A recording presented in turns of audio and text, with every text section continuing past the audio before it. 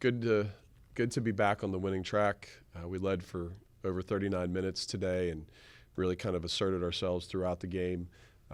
We would obviously like to close things out a little bit better, and that's something that we'll have to get better at as we close out the season, the regular season. It's a concern, but we're going to focus on the positives, which is that we led for more than 39 minutes and shot the ball really well, out-rebounded a really athletic team with better size than us, and had 21 assists on 27 baskets. A lot of really good things there. And then today to win on Senior Day, honoring Keandra and Gabby H., and who I think is the best basketball player I've ever coached. That's Meg McConnell.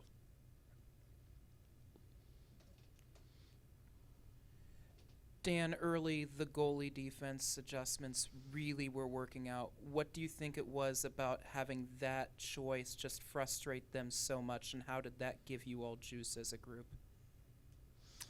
When you play the goalie like we do, it forces people to make shots that they're not used to making, and frankly taking. They're not used to even taking them.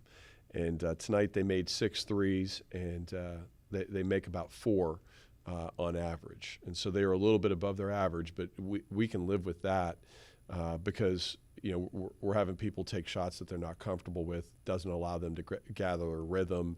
And with they're having a little bit more size than us, and definitely a really athletic group, keeping that goalie in there really mucks things up and makes it really difficult for them. And then you've got to prepare for it. If it's on a 1 or 2 day prep, it's hard to prepare for if you haven't seen it all season. And so that's been something that's been good for us, along with our press all year. I think we're something like 18th or 19th in the country in turnovers. Today we only had 19, but that's because we were sitting in gaps a little bit more because we couldn't pressure them because of their athleticism. It would have turned into a layup fest, and we sat in gaps a little bit more. So the way that we defended today, to have 19 turnovers and 31 deflections, I feel really good about.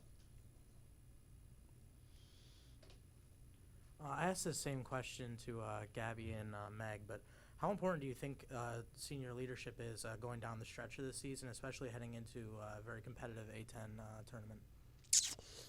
tournament? We have 6 freshmen, and 4 and 5 of them play very meaningful roles. There was at one point tonight when we had about a 15-point lead when we had 4 freshmen on the floor. And so, you're playing with a lot of young people. And so it's not just down the stretch. It's been out throughout the whole year of people understanding how special Duquesne really is. When you have kids that come from other places and can say, hey, this guy treats you pretty well. These people treat you pretty well. You have a good place here. There's good communication amongst the staff and the players. There's a good positive vibe. There's relentless joy.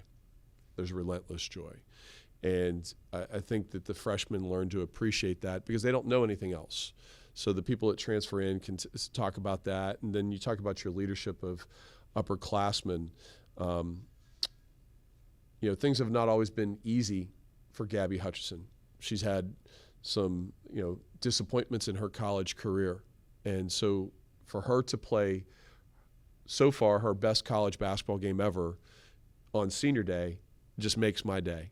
And I know it makes her day and everybody else in that locker room. We're so happy for her.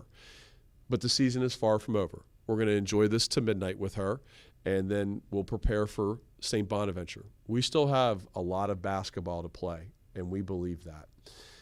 But the older ones have been guiding the young ones all year, and it makes it a lot easier on the coaches because when you have peers working directly with peers in a positive manner, that's a lot better than the head coach.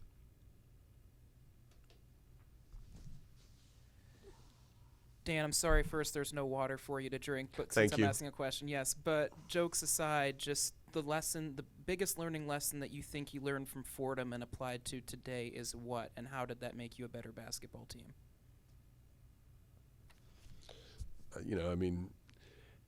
We missed 16 layups, and we shot the ball poorly from 3. you know, I don't dwell on losses a whole lot. We missed 16 point blank layups. We make 2 or 3. We make 1.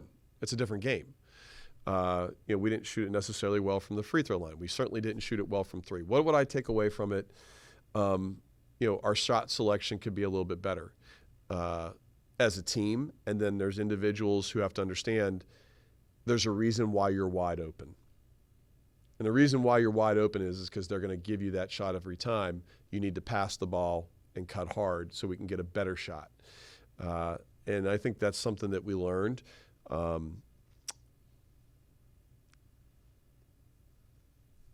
That's really all I'd want to say about that right now. It didn't have any impact on this game.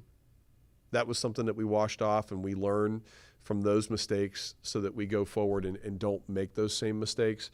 But we certainly don't talk about, well, hey, this happened in Fordham today in shoot around or in a huddle or yesterday in practice. We just simply say, hey, our shot selection needs to be better.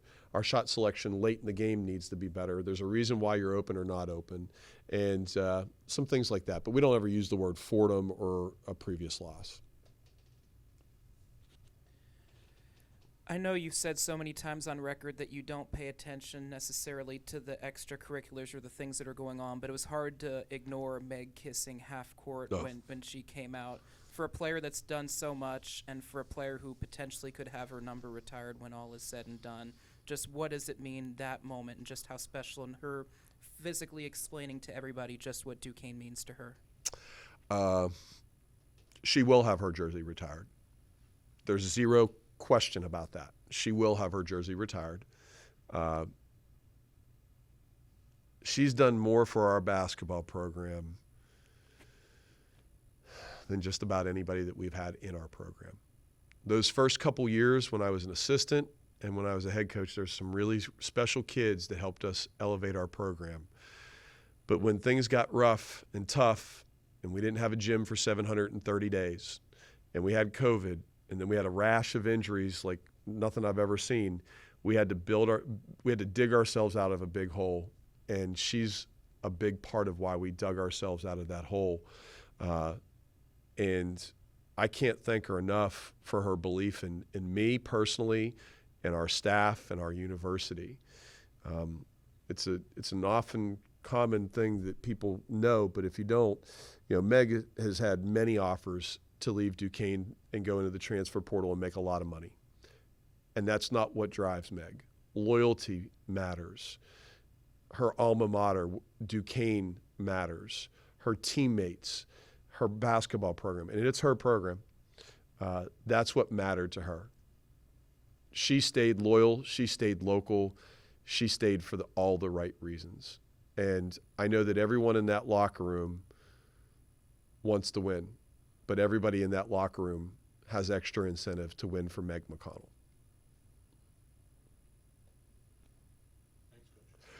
Thank you for supporting women's basketball.